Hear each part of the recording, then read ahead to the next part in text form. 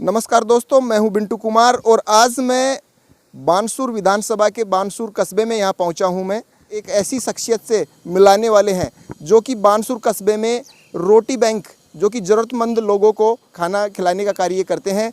कितने समय से ये कार्य कर रहे हैं और किस तरीके का कार्य कर रहे हैं, ये काफ़ी बार ये उपखंड अधिकारी से भी ये सम्मानित हो चुके हैं।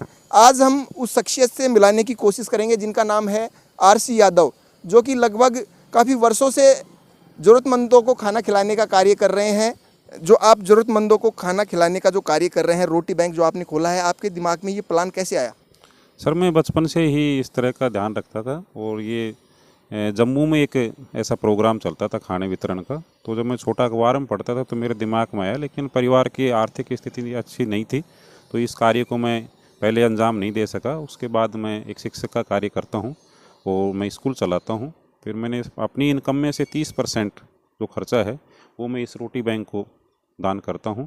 मैंने 8 अप्रैल 2016 को इस कार्य की शुभारंभ किया और उसके बाद मैंने पीछे मुड़कर नहीं देखा। बहुत सारे लोगों ने मेरा विरोध भी किया कि कुछ फंडा है, कुछ इस तरह की बातें, नकारात्मक सोच पैदा करने के लिए मेरे कहा, लेकिन मैंने उनके पर कोई ध्यान दिया और अनवरत रूप से 365 दिन बिना कोई बारिश हो, आंधी हो, तूफान हो, कुछ भी हो, मैं हमेशा हॉस्पिटल खाना लेकर पहुंचता हूं। वहां पर सभी लोगों को, मरीजों को बेड पर, और जो भी वहां 2 घंटे गाड़ी खड़ी रहती है, ज़रूरतमंदों को वहाँ मैं खाना उपलब्ध कराता हूँ। सर, जैसे आप बता रहे हैं कि आप लोगों का विरोध वगैरह भी किया, कई लोगों ने कि भाई क्या फंडा है, लेकिन आप उस समय भी आपने धैर्य रखा और किस तरीके से आप उस कठिनाइयों का सामना किया आपने? नहीं, देखिए सर, समाज में आप अच्छा कार्य करेंगे तो आपका विरोध निश्चित रूप से होता है, लेकिन आपको अपनी मंजिल पाना है तो फिर इन छोटी छोटी बातों का ध्यान रखना इतना महत्वपूर्ण नहीं होता है। और मैंने उन पर नज़रअंदाज किया तो लोग मुझे कहते थे कि भाई आप पैसे खाते हो, दाल पतली लाते हो, इस तरह की लाते हो, आपको पैसे ऊपर से आते हैं। तो मेरा एक ही शब्द रहता है कि मैं बोलता हूँ कि आपको खाना खाना है तो 4 रोटी खाइए और दाल लीजिए, मस्त रहिए। कहाँ से आता है, कौन देता है, कैसे, आपको इसकी क्या चिंता है?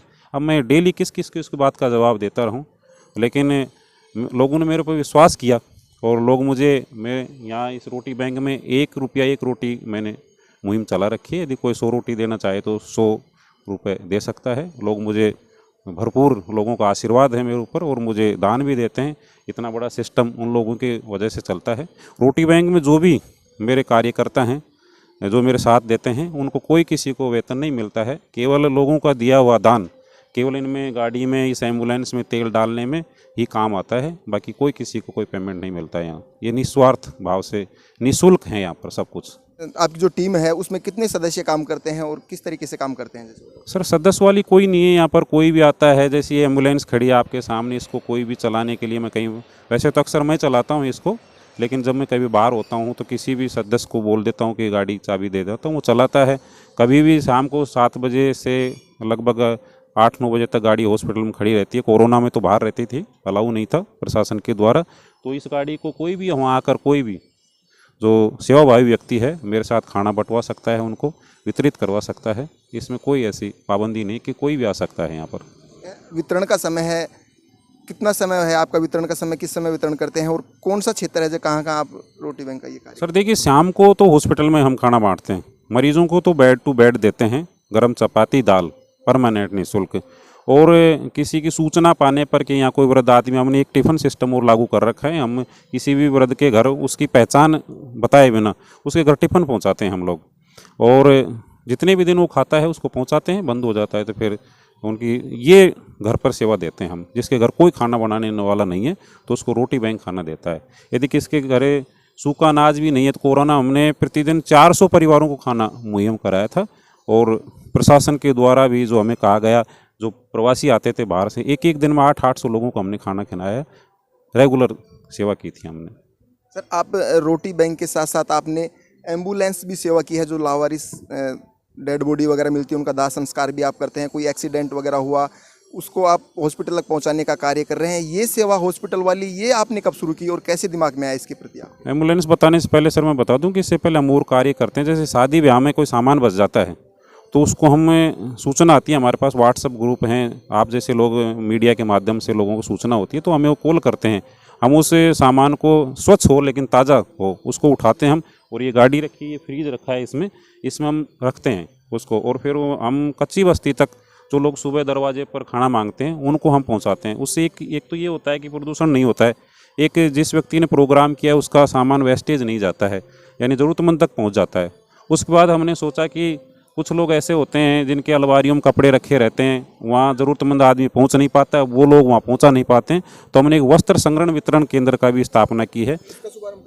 ये सर 2-3 साल से चलता है, लेकिन सर्दियों में विशेष तौर से चलता है। जैसे पिछले अभी शनिवार को हमने उद्घाटन किया उसका, वहाँ पर कोई भी व्यक्ति जिसका नाम नहीं पूछा जाता है, वहाँ से ज़रूरतमंद जो आपको स्वेटर चाहिए, जो आपको कंबल चाहिए, वहाँ पर कपड़े चाहिए, वो ले जा सकता है।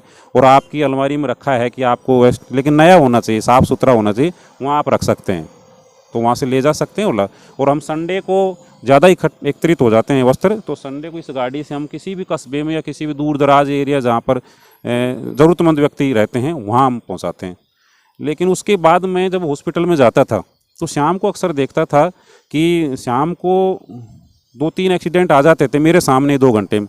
तो मेरे एक दिन दिमाग में मैं जानना चाहूँगा आपसे कि जिस तरीके से आप रोटी बैंक का बखूबी आप अच्छा कार्य कर रहे हैं, फिर आपने एम्बुलेंस की सेवाएं भी शुरू की, तो ये एम्बुलेंस की सेवा शुरू करने का ये प्लान कैसे है और किस तरह समय से कब किया था इसको? वही बता रहा हूँ मैं कि मैं जब हॉस्पिटल जाता हूँ शाम को, तो शाम को एक्सीडेंट दिन की तुलना में ज़्यादा आते हैं। तो मैंने वहाँ देखा कि अब सरकारी सिस्टम होता है, देखिए वो तो एक निश्चित है, 1 एम्बुलेंस है, 2 एम्बुलेंस है, 3 एक्सीडेंट होगी तो एक ही जगह जा पाएगी। तो मैंने एक दिन विचार लगाया क्यों नहीं अपने एक एम्बुलेंस लाएँ, क्योंकि समय रहते हुए यदि किसी मरीज़ को इलाज मिल जाता है तो उसकी जान बच जाती है। तो मैंने 27 मार्च 2020 को मैंने ये एम्बुलेंस खरीदी थी। और उसके बाद फिर भगवान ने ऐसा पता नहीं क्या हुआ कि कुछ दिन बाद कोरोना आ गया। उसके बाद ये एम्बुलेंस से जहाँ लोग 25-25 हज़ार रुपये किराया मांगते थे, वहाँ मैं इस एम्बुलेंस के माध्यम से निःशुल्क कोरोना मरीजों को उठा कर मैं इसको स्वयं चलाता था। एक बार तो ऐसा हुआ कि मुझे भी कोरोना हो गया, कोरोना मरीज उठाते उठाते एक रात को मैंने 5 डेड बॉडी उठाई, पूरी रात भर में चलता रहा। लोगों ने मुझे बहुत कहा कि आप अपना ध्यान रखिए, आपके कोरोना हो जाएगा, आप मेरे भी छोटे 2 बच्चे हैं, आप बच्चों की तरफ ख्याल नहीं देते। परिवार जाता हूँ तो वहाँ भी मुझे कुछ सुनने को मिलता है कि आप दूसरों की सेवा करते, अपना ख्याल नहीं रखते। उस स्थिति में आप कैसे संघर्ष कर पाए सर? जैसे लोग कह रहे थे कि भाई अपना ध्यान रखो, एक भयावह स्थिति उस समय कैसे संघर्ष किया आपने? नहीं सर, स्थिति तो बहुत भयानक थी, इसमें कोई दो राय नहीं है। मैंने मेरी आंखों के सामने मरते हुए देखा था। रामपुर डॉक्टर था, वो मेरे आंखों के सामने तड़प तड़प के मरा था। उसी रात को मैंने एक कस्बे में से डेड बॉडी उठाई, उसी रात को 2.5-3 घंटे तक हॉस्पिटल में डेड बॉडी रखी रहती थी। आप कह रहे हैं कि मैंने ऐसी डेड बॉडी उठाई जो कोरोना से डेथ हुई उनकी, आपको इस तरीके से डर वगैरह ऐसा भय नहीं था आपके मन में कि कहीं मेरे को कोरोना ना हो जाए, मैं इनकी तरह ना मर जाऊं? नहीं सर, पहले तो था, डर था हल्का फुल्का, लेकिन जैसे कुछ डेड बॉडी उठाने लगे तो मैं उनका आदी हो गया। एक जुनून था करने का, कर गुजरने। मुझे आत्मविश्वास है कि मैं एक अच्छा काम कर रहा हूँ, पूरी ईमानदारी के साथ कर रहा हूँ, लोगों का मुझे पूरा विश्वास है, लोग मुझे उत्साहित करते हैं। तो मुझे लगा कि भगवान का भी आशीर्वाद है। और मरना तो सबको एक दिन मर जाएंगे, लेकिन मरेंगे तो ऐसे मरेंगे, लोग याद तो करेंगे। लेकिन कोरोना हुआ और आप सब लोगों की दुआओं से, ऊपर वाले की दुआओं से मैं बचा। इसी काम की वजह से दुआ, मैं पूरा श्रेय इस कार्य को देता हूं, जिसकी वजह से मैं दूसरी ज़िंदगी लेकर आया हूं। नहीं तो मेरे बचने की कोई संभावना नहीं थी। 80% से ऊपर फेफड़े संक्रमित हो गए थे और मुझे सांस की बहुत प्रॉब्लम आ रही थी। और जैसे जैसे समाचार सुनता था ना, तो मुझे भी लगता था कि यार कहीं अपन जाएंगे, लेकिन आत्मविश्वास मैंने नहीं छोड़ा। और मैं फिर 15 दिन बाद डॉक्टर ने कहा कि आप 1 महीने तक रेस्ट करेंगे, लेकिन मैंने 15 दिन बाद ही अपना पुनः कार्य चालू कर दिया। मैं जी सर, अब जिस तरीके से आप लगातार बानसूर कस्बे में जो सेवाएं दे रहे हैं, पहले रोटी बैंक से, फिर एम्बुलेंस सेवाएं जो दे रहे हैं, अब आगे का जो प्लान है वो क्या है सर आपका?